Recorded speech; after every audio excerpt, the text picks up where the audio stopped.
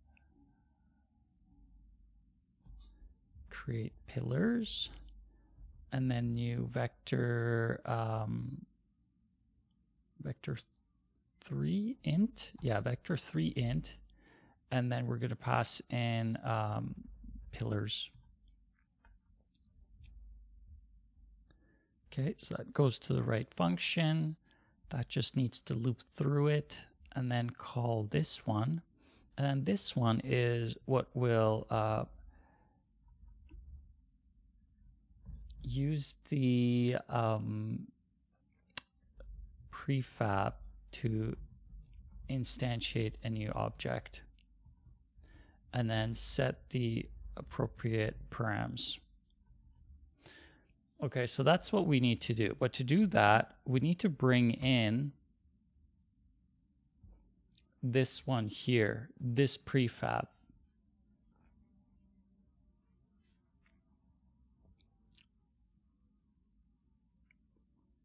We need to bring this in.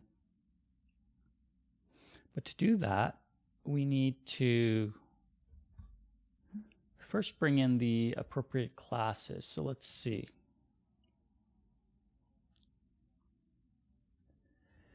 This one is going to be environment dynamic. Nope, doesn't exist. Dynamic environment object dynamic. Wait. We have environment object dynamic, but the class that I want to bring in is environment dynamic object. Wow, that's not confusing at all. Let's have a look at this. What is this? Oh, we have an error.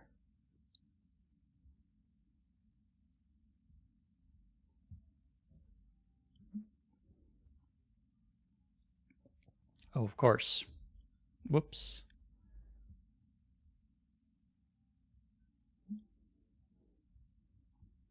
Simple mistake.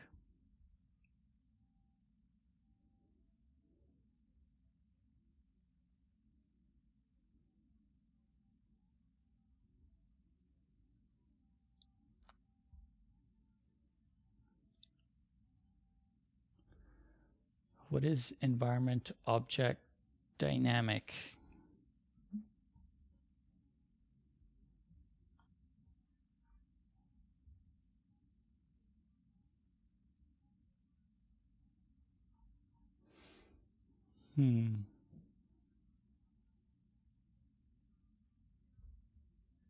What is that base class?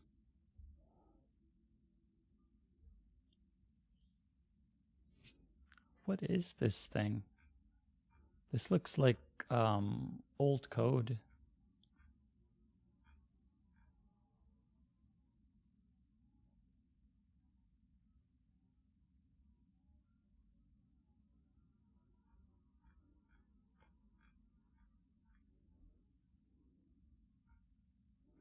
This looks like old code.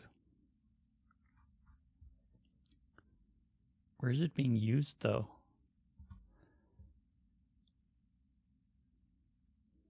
Oh, okay. I see.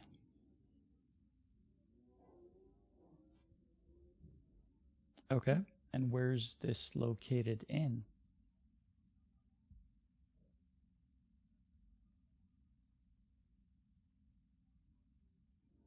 Okay, so this is in world.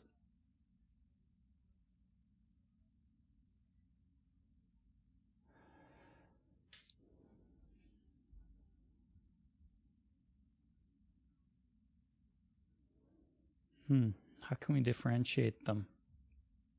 Because I'm going to have to bring in the other class, and the other one, unfortunately, is called environment dynamic object. And this one is called environment object dynamic.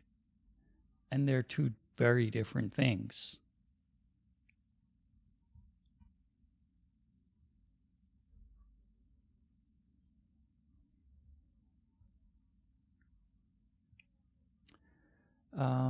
What I'm thinking is I will bring this one in and then rename this one. Yeah, I'll bring this one in and I'll rename this to environment object dynamic 2.5D is what I'm thinking. Because this one, the naming convention is somewhat similar, but we'll see how it goes, because this one is specifically going to be used for the flat objects that are represented in 2D. They're going to cast a shadow. They're going to have a lot of other similar functionality.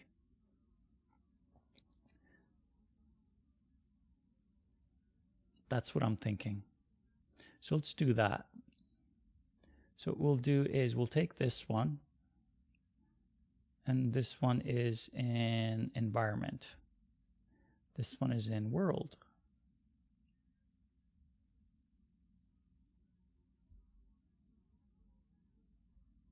Yeah, let's do that. Okay, so I'll bring that one in.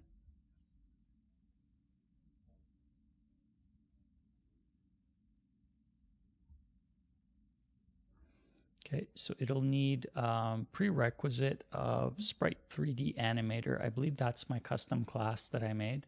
I'll bring it in. Just want to see what else I need to bring in. Okay, so shadow is fine.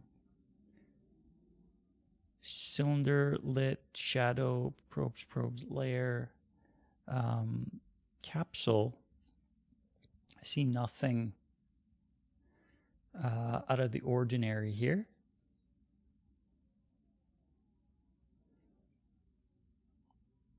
Okay, and then this one should have that Sprite 3D Animator. Okay, yeah.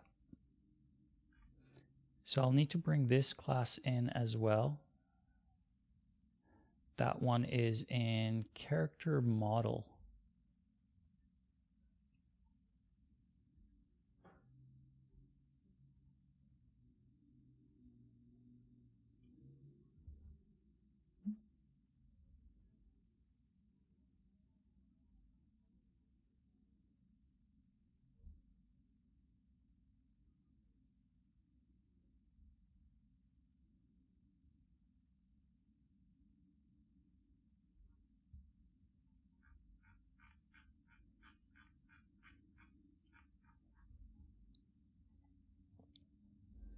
Okay, so that makes our errors go away. I think I should be able to bring this in now.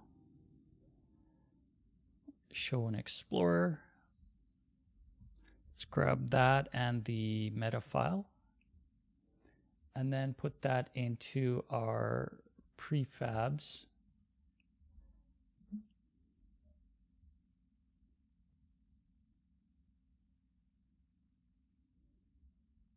Prefabs environment.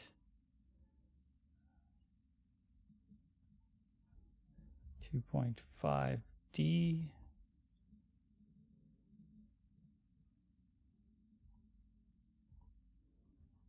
And then show an explorer. And then drop that in there. It's definitely going to crash or give a bunch of errors, I mean, initially, but should be fine.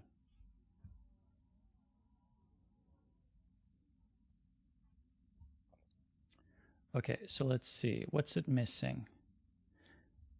It is missing dynamic object. That's fine. So it needs that. What else does it need? This is also missing a bunch of stuff. What it needs is the probes are all messed up.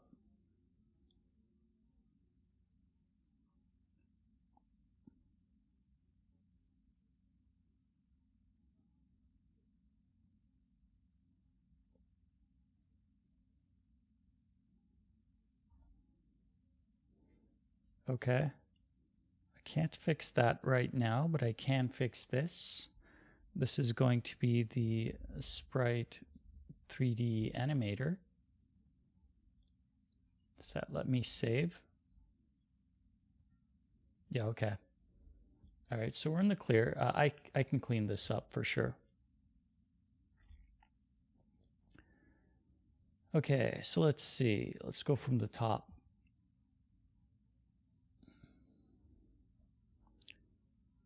You need container, shadow, collider,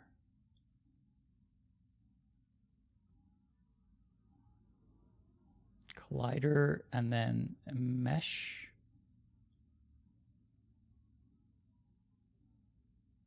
Oh, that's old. Okay, so I don't use the old mesh anymore. What about this one? Okay, we do use that.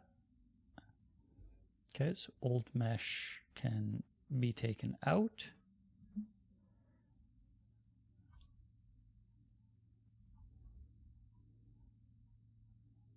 Okay, so that's definitely not used.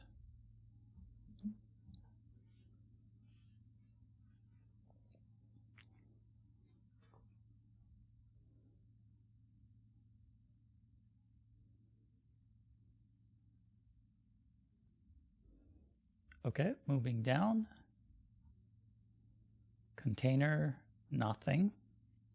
Shadow. Oh, that's just the top piece. Okay, and then go down to trunk. That looks fine to me. Go into capsule.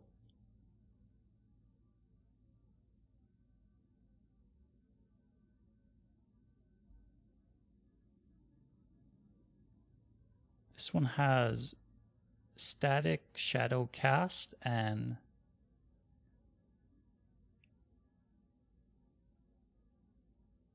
contribute global illumination. Interesting. We did not have static shadow cast in the previous version that I'm porting away from, so that's new. I'll mess around with that later, but we do want it shadow cast only. Okay, and then collider.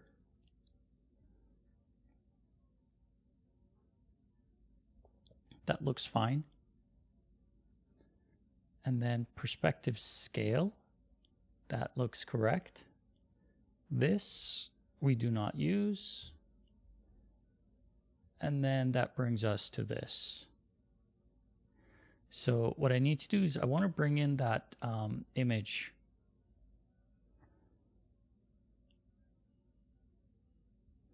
So we have 3D Sprite Material. I want to bring that in. Where is that?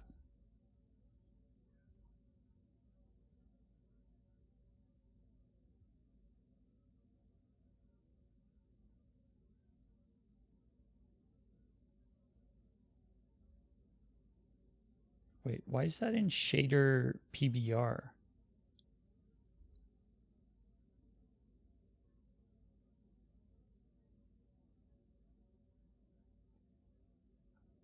What is shader PBR? Let's have a look at that.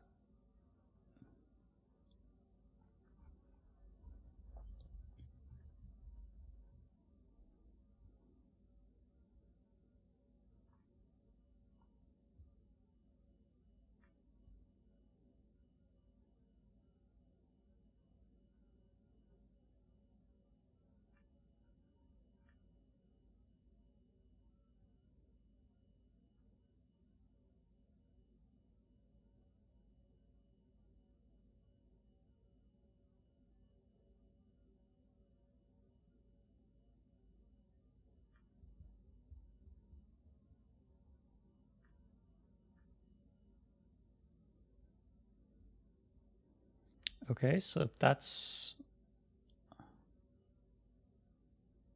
then what is the default shader that I should be using then?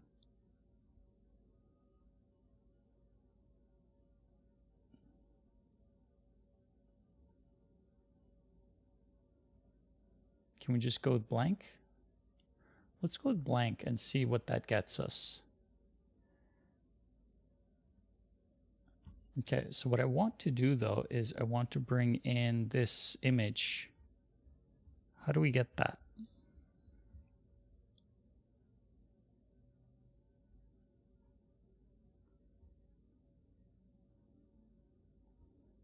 Okay, so we need to set mesh render.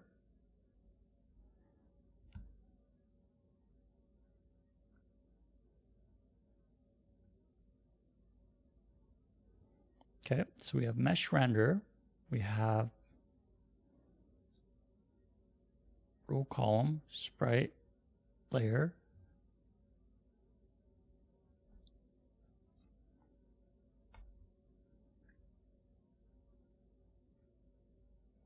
How did I set that? I don't remember.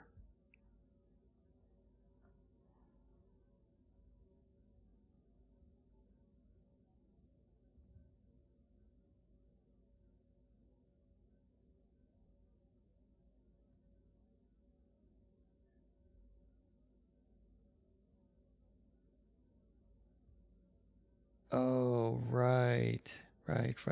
Okay, so I do need that.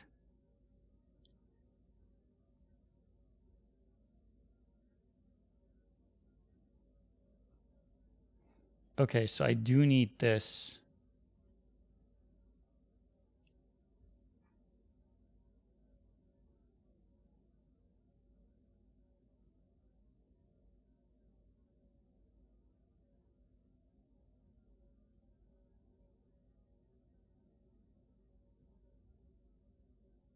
That's where it comes from. Okay.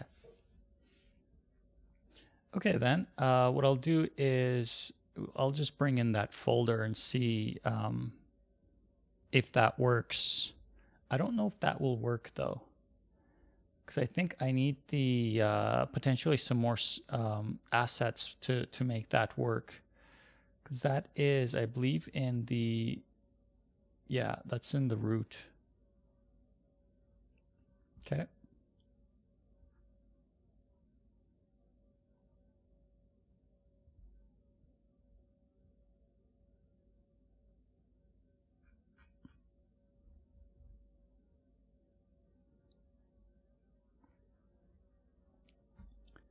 Let's see if that works though. I don't think that'll work. It's never that easy.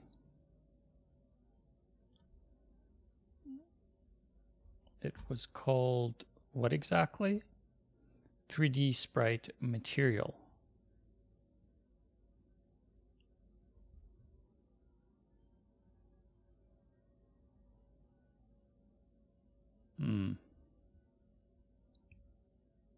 Not what I was thinking. Why is it not working?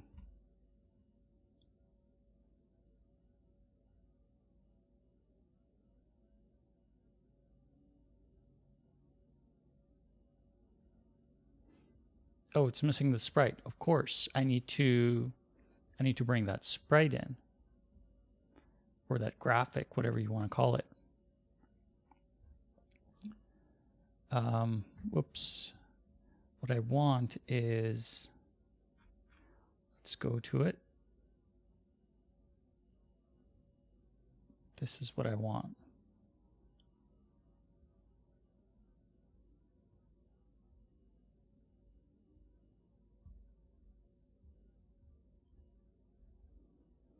And that will go inside of the images folder.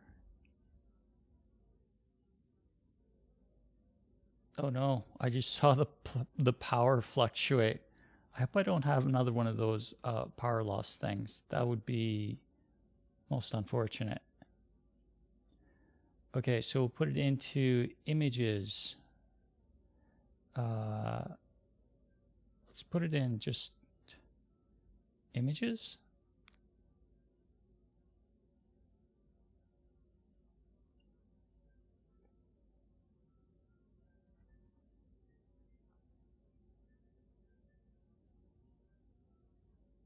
Yeah, we'll try just images and see how that works.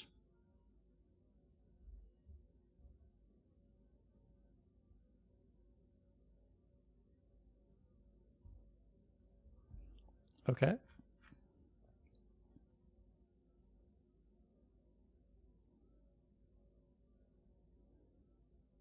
Still seems kind of off. That compared to this, This seems like it's lit differently versus this.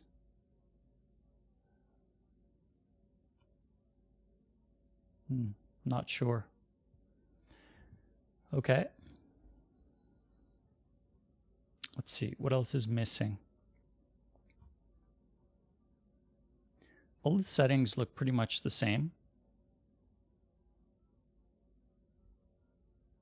Layer should not be default layer.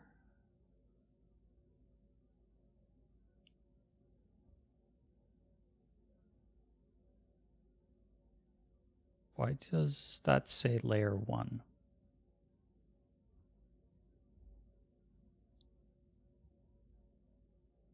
I don't know. I'll leave it for now. Okay, so axis is going to be, instead of rows, it's going to be columns. 5, 0. Shader looks okay. Light probes. I don't think we're using light probes. But I'll leave that on for now. I'll leave that on. Cast shadow is on. I don't think this object is supposed to cast a shadow.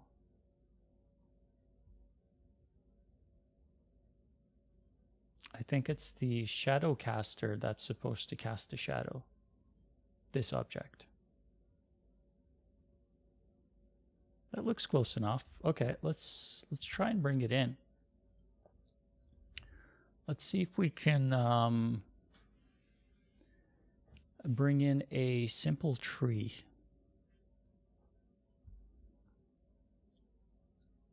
How do we do that? So what we need to do is instantiate it, of course.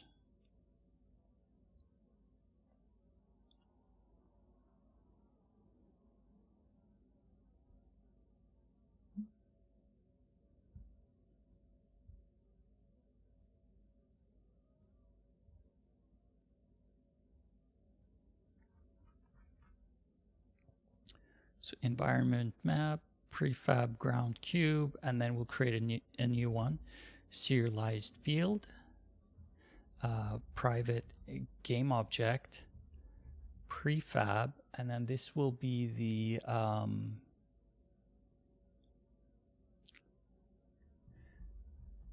environment object 2.5D. Oh, you can't put in a dot, of course.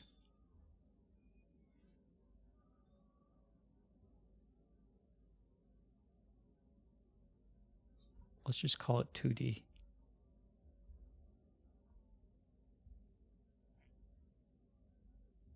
Okay, so we'll need to set that reference.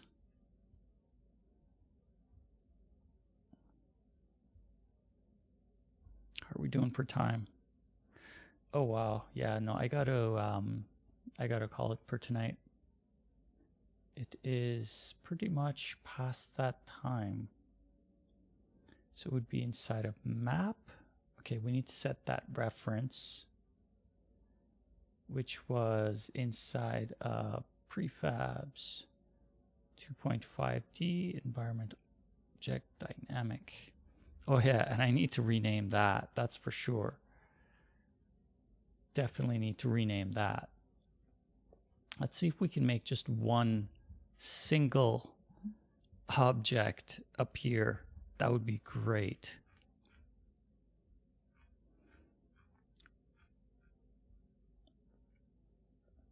Okay, where's our create object?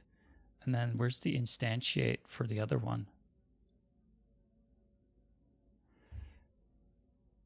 Create ground block.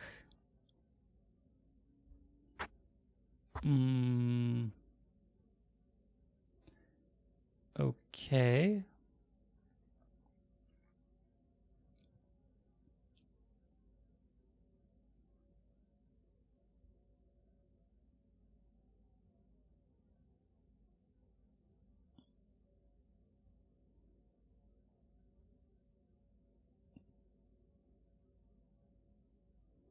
Okay, so I'll basically need this logic right there. And then I can set the variation, and then I can store it. Yeah, I won't do that stuff just yet, but I do want to try and see if I can create a tree. So in terms of instantiating,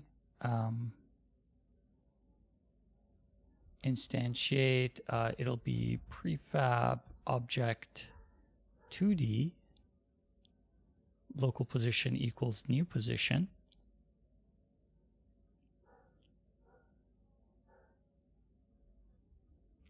Local position is new position. Let's see what that does though. I'm just curious to see what does this look like now.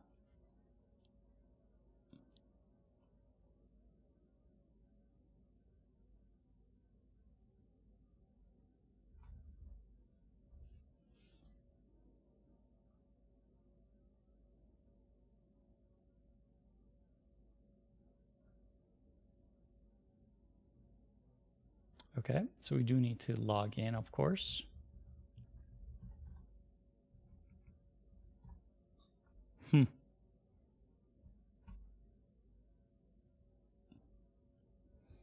Not exactly what I was thinking.